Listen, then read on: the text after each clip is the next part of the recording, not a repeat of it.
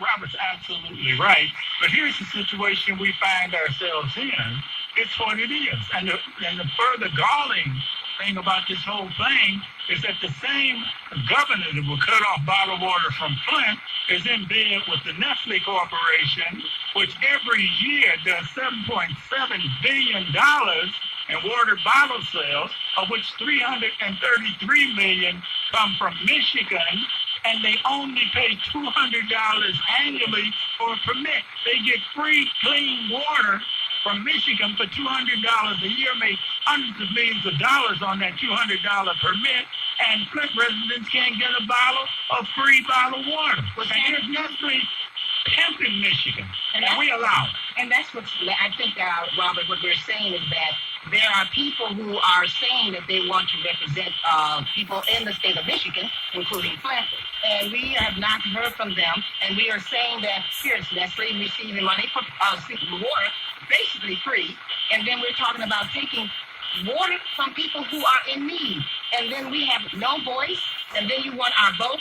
That is what we're saying. We're not saying we support shooting. No. That is not the issue, but we support those individuals who can figure out how to make a difference in those people's lives in Flint, Michigan. Yeah, but it should have stepped up and did the right thing. You got to give him credit. I mean, regardless of whether, he represents the Elephant Party, the Republican Party, whatever it is.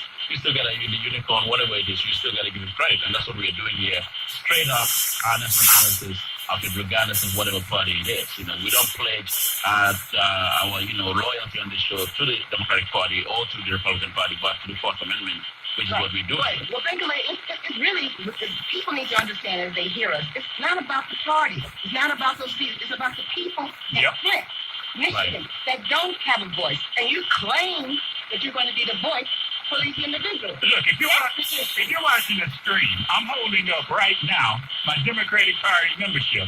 Back in the 60s, folks were burning draft cards. If I could, because of the lack of inaction, I'd burn my Democratic Party membership card right here, but it's hard, plastic, difficult to do. Well, for the record, I'm holding on to mine right now. We'll be at the convention.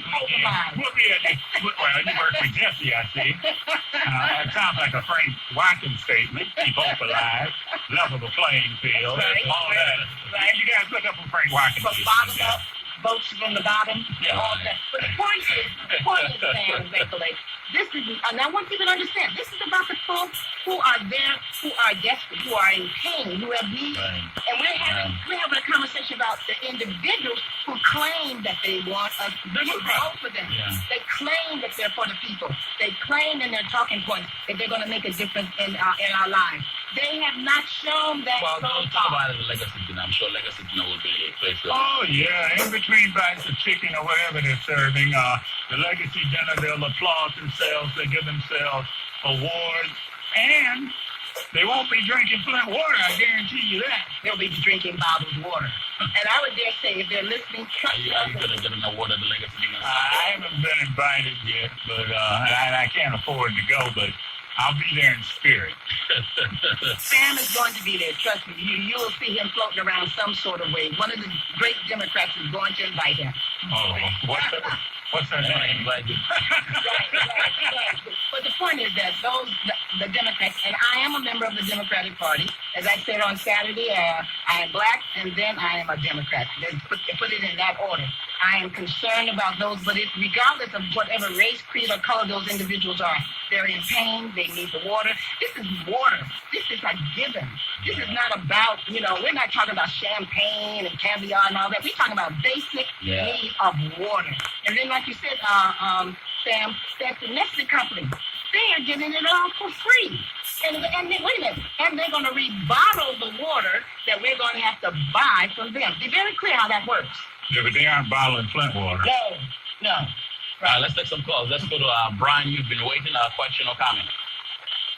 There's no problem for you guys. I'll wait 2 hours, brother. Shout out to Sam, man. Hey, what's up? You got one of the best panels right here, Bengele, and I hope you keep this. Yeah, I got some answers for you guys. Okay. The reason why Sharif Vanguard hasn't responded because he's too busy on Facebook letting Curtis Christopher Green respond to why he hasn't called you guys because he's busy. So I said, wait a minute, this brother can't be too busy. He went on Angela's show and told me he would call in on your show Monday to support and get behind the water, this and that. And you're right. If he got all this money, man, I'd have sent so many trucks up there to write this stuff on anyway. And one last thing about all this money these people keep saying, 5 and 6 million, they write a percentage of this stuff off anyway. So we don't want these people to keep thinking, oh, this guy just came out of his pocket with 6 million and this and that. I want Curtis to explain when I get off this phone, because I'm going to get back on Facebook, and ask why he ain't called me now. He got about 35 more minutes with Beckley and Sam. I sent you guys something. The water tower, that's the clear. He's done it. I don't play games with Detroit. I hit him with music and songs. So let's get him, baby. All right. All right now. Brian is leading some sort of a political war on Facebook. We're sure he's trying to. Well, there can be some great Facebook battles that take place. I try to float above that, but every now and then a hater drifts our way. Let's go to Joanne in Detroit. Question or comment? Yeah, a comment. I just wanted to echo a little bit of what Sam said in terms of the infrastructure. I worked for Congressman Conyers in Washington, D.C., and back in about 2001 or 2, I believe it was like the American Society of Engineers, and they came by, and I'm sure they went around to all the congressional offices, and they warned people that our crumbling infrastructure is a ticking time bomb. So there are a lot more Flints potentially out there, and I hope that everybody learns from Flint. And I don't know about if term limits are sometimes a problem when politicians go to think about infrastructure. I mean, look at the Q line. They should have dreamed bigger and got a system that helped more people, and then Amazon might have thought more about coming here. But, those things take a long time to work out and a long time to implement, and I think the politicians need to be focusing on that and the people in our long-term interests. And yeah, I don't think the people there care whether it's a Martian or a Republican or a Democrat. It's just time to help the people. So infrastructure is a huge issue, and I do think that's one reason Trump was talking about it, and it sounded like a good idea. And if we're building infrastructure here, we're not wasting our money overseas. And I think people, kind of got lulled into thinking that's a good thing. But it is a good thing if we actually do it and think about it for, Flint should be the lesson for all municipalities and politicians. Right, the model for reconstruction. But it also should be. Thank you so much, Joanne. It also should be a calling and an alert to all of us that if it can happen in Flint, it can happen anywhere. Right. That is really what we need to look at in terms of a lesson. And what do we do now so it can't happen or should not happen or will not happen in other places? If we do not, if we allow this to go on and on and on and not take it by the handle and make something different about it, make a difference in terms of the people there, then it can happen in Detroit, welcome. It can happen in Pontiac.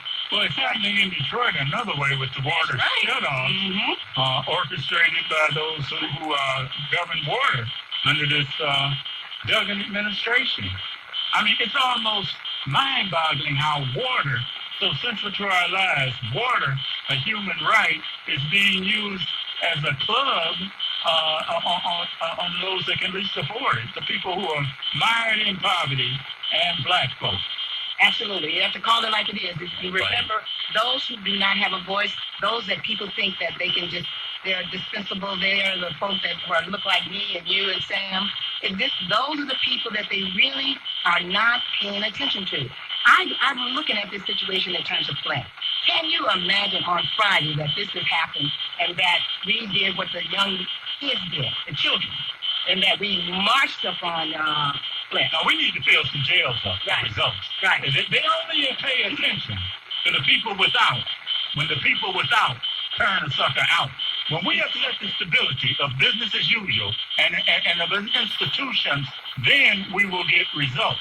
And all of these so-called leaders that stand up and posture, they need to be at the head of the line, willing to fill up the jails so that water as a human right can assert itself in Flint, Michigan. Right, and the interesting thing about it, we talked about Dr. Martin Luther King last week.